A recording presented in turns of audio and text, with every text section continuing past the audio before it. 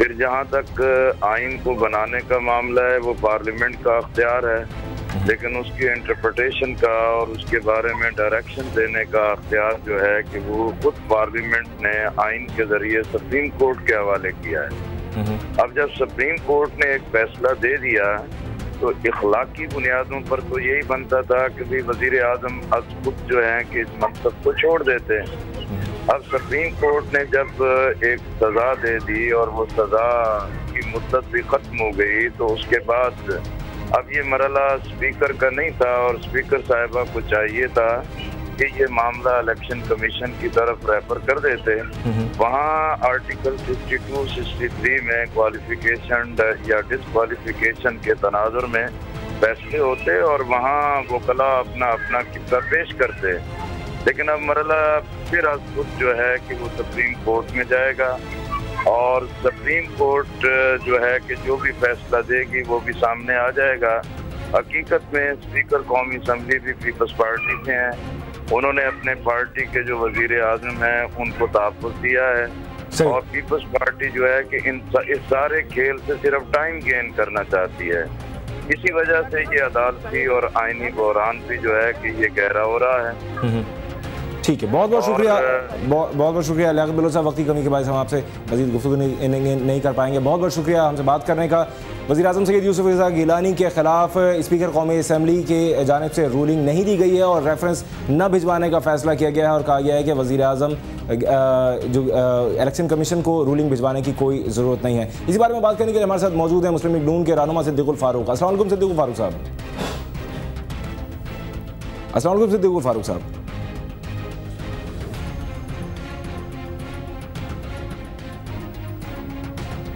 सिद्दीकुल फारूक साहब से हमारा राब्ता मुनक़ता हो गया, हम उनसे एक बार फिर राब्ता बहाल करने की कोशिश कर रहे हैं। एहतशाम साहब से इस दौरान बात करते हैं। एहतशाम साहब, जिस तरह से पिछले दिनों में एक सियासी हलचल मची रही, नून लीग का कहना था कि वज़ीर आज़म ना कानूनी वज़ीर आज़म है ना अखलाकी लिहाज से वज़ीर आज़म है। PTI का मौक़िफ़ ये था कि वज़ीर आज़म कानूनी तौर से तो हो सकते हैं लेकिन अखलाकी लिहाज से नहीं है।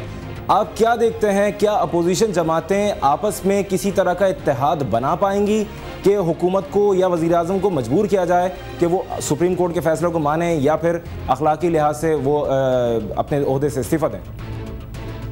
देखिए शहजाद, ये बड़ा बड़ा इंटरेस्टिंग सवाल है आपका कि सियासी जमातें जो हैं हम ये देख रहे हैं कि अपना अपना नुक्ता नज़र पेश करती हैं और जब भी मैंने देखा है अंदर की बातें पता चलती हैं कि कुछ सैनर एलिमेंट पॉलिटिकल पार्टीज़ में जो बड़ी तीनों में है, जमात इस्लामी, इमरान खान, नवाज शरीफ साहब और इवन जो हम देखते हैं दिफाई कौंसल वालों के दरमियान जब लोग बैठते हैं तो उनको कहते हैं कि अगर आप गवर्नमेंट के खिलाफ हैं, गवर्नमेंट को आप निकालना चाहते हैं, प्राइम मिनिस्टर पे दबाव बढ़ाना चाहते हैं तो आप एक पेज पे क्यों नहीं आते?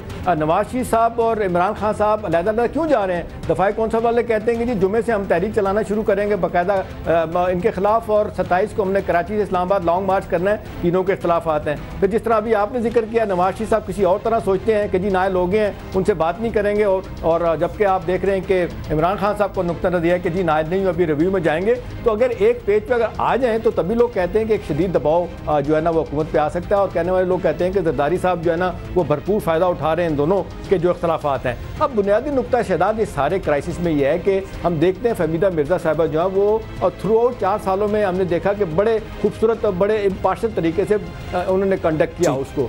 आज के इस फैसले के बाद लोग कहते हैं कि वो कंट्रोवर्शियल हो गई हैं, वो उन्होंने जो इंडिपेंडेंट एक रोल होना चाहिए था वो नहीं अडॉप्ट किया और फिर जिस अंदाज से उन्होंने पहले रिएक्ट किया कि असिस्टेंट रजिस्ट्रार ने क्यों उनको ख़त लिखा था और फिर जिस अंदाज से वो कहती हैं कि जी ठीक है मुझे तो नहीं नज़र आता कि 63(1) में कहाँ डिफेम वाली बात आती है, डिस्ट्रीब्यूट वाली बात आती है। तो ये हम देख रहे हैं अदारों में तनाव बढ़ेगा और ये पहली दफ़ा डायरेक्ट हम देख रहे हैं कि पार्लियामेंट वाली बात नेशनल असम्बली के स्पीकर और सुप्रीम कोर्ट के दरमियान महाताराई बढ़ सकती है। अब देखना यह है कि सुप्रीम कोर्ट इस हवाले से अब क्या करेगी। जजेस की तैनाती का मरहला बड़ी हद तक पूरा हो गया। शेख अजमत सईद साहब लाहौर से इस्लामाबाद आ गए हैं। अब देखना यह है कि जब ये दोबारा बेंच बैठेगा और फिर नजरसानी की अपील जो कहा जा रहा है कि हफ्ते को दोबारा से लेके जाएंगे तजाज हसन, उसमें रोल क्या किया जाएगा, उसमें बहुत सारी चीजें वाज़ेह होंगी। जी शहजाद, ठीक है, बहुत बहुत शुक्रिया एहतशाम साहब इस बारे में हमसे बात करने का।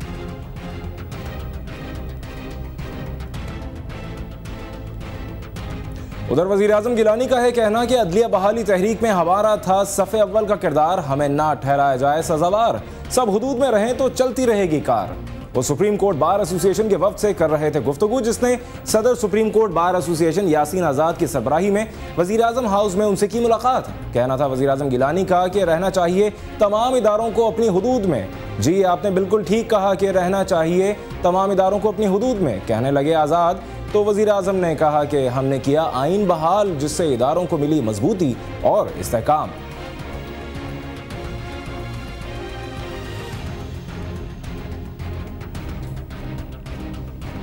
और अब आपको लिए चलते हैं इस्लामाबाद, जहां कौमी असेंबली में कायदे हिज़्ब इख्तिलाफ चौधरी निसार अली खान मीडिया से कर रहे हैं बात। क्योंकि 63(1)G की इम्प्लीकेशन बनती है, इंडिकेशन बनती है, इम्प्लीकेशन बनती है, लाइकली मैं वो पढ़ के आपको सुनाऊंगा, सिर्फ 2-3 लाइनें हैं। एक तरफ 7 जज सुप्रीम कोर्ट के मुत्तफिका फैसला कर रहे हैं और दूसरी तरफ स्पीकर साहब कह रही हैं कि कोई सवाल नहीं उठता। अगर उनके जहन में कोई इबाहम था, अगर उनकी एक राय मुख्तलिफ थी 7 जजेस के फैसले के, तो फिर जस्टिस के इंसाफ का तकाजा था कि वो ये केस इलेक्शन कमीशन को भेज देती। इलेक्शन कमीशन एक आईनी इदारा है और इसके जो इस वक्त मेंबर्स बैठे हैं वो अपोजिशन और हुकूमत के मुत्तफिका कंसेंसस से, इत्तेफाक राय से इस ओहदे पे बैठे हैं। अगर इबाहम था, अगर स्पीकर साहिबा को शक था, इसके लिए बहुत अच्छा अखलाकी तौर पे भी और कानूनी तौर पे भी, आईनी तौर पे भी एक मुनासिब रास्ता था। मगर इसको इस तरह से ब्लॉक करना, ये हूबहू पिछले 4 सालों से जिस तरीके से पीपल्स पार्टी के अकाबरीन, उनके हुक्मरान, उनके ऊंचे से ऊंचे ओहदे से लेकर नीचे से लोग जिस तरह से सुप्रीम कोर्ट और बाकी अदलिया के फैसलों का मजाक उड़ा रहे हैं, उसके रास्ते में दीवार खड़ी करते हैं, उसकी तज़यीक करते हैं, बदकिस्मती से आज स्पीकर साहिबा भी उसमें शामिल, उस ग्रोह में शामिल हो गई। और हम इस फैसले को कंडेम करते हैं in the strongest possible terms, और जो आर्गुमेंट्स दी गई हैं उन्हें मुज़्ज़िका खेज समझते हैं। उनको इतनी कोशिश के बाद जो उन्होंने फैसला दिया है उसके बारे में उन्होंने जो एक प्रेसिडेंट कोट किया है वो जावेद हाशमी साहब का केस कोट किया है। जब हमने उन्हें जनरल मुशर्रफ के दौर में प्राइम मिनिस्टर के तौर कैंडिडेट पे, वो जेल में थे और कैंडिडेट के तौर पे पेश किया,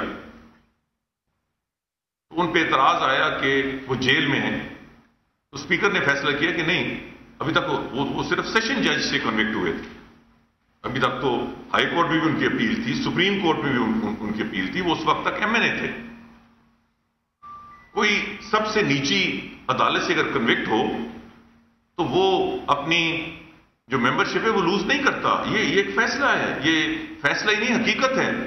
मगर वो कोर्ट नहीं, इसलिए वो वही बात है ना कि वो दिवालियापन की ये इंतहा है कि इस केस में जहां फैसला किसी सेशन जज ने नहीं किया, पाकिस्तान की सुप्रीम कोर्ट ने किया है, 7 जजों का मुत्तफिका फैसला है और बिल्कुल वाज़ेह अंदाज में लिखा है कि इसमें 63(1)G की इंडिकेशन और इंडिकेशन है। उसके बदले में स्पीकर साहबा को कोई सवाल डिस्क्वालिफिकेशन का नजर नहीं आता और वो जो मिसाल पेश कर रही हैं वो इतनी कमजोर है कि उससे ही आपको अंदाजा, आप वो पढ़ें तो आपको खुद अंदाजा हो जाएगा कि उनके पास अपनी इस फैसले को तकवीयत बख्शने के लिए कोई मिसाल नहीं है। अगर स्पीकर साहबा कोई एक मिसाल भी देती, पाकिस्तान की तारीख में नहीं दुनिया की तारीख में, जहां उस मुल्क की या हमारे मुल्क की आला तरीन अदलिया ने एक मेंबर के बारे में इस किस्म का फैसला दिया हो, और स्पीकर ने उससे मुतजाद इंटरप्रिटेशन की हो तो बनती थी। वो कोई इस किस्म की बात नहीं कर सकती। इस्लामाबाद में मुस्लिम लीग नून के रहनुमा चौधरी निसार अली खान मीडिया से गुफ्तगू कर रहे थे, जो कि आप बराह रास्त देख रहे थे। कुछ मजीद खबरें शामिल करते हैं। भारत की मशहूर अदाकारा रानी मुखर्जी अपनी नई फिल्म में 5 बार की वर्ल्ड बॉक्सिंग चैंपियन खातून मैरी कॉम का किरदार अदा करेंगी।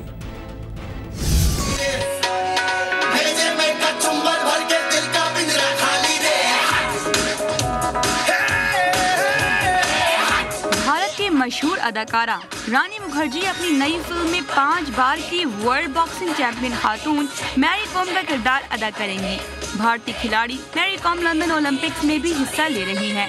मीडिया से बात करते हुए मैरी ने इकरार किया कि उनकी जिंदगी पर फिल्म बनाई जा रही है और इसमें रानी मुखर्जी उनका किरदार अदा कर रही हैं। फिल्म का नाम ताहाल फाइनल नहीं हो सका, ताहम भारतीय मीडिया जराये के मुताबिक फिल्म हिदायतकार ने रानी मुखर्जी को इस किरदार के लिए मौजू तरीन करार दिया है। वाज़ेह रहे कि इससे पहले भी रानी मुखर्जी एक खिलाड़ी का किरदार अदा कर चुकी हैं फिल्म दिल बोले हड़प्पा में।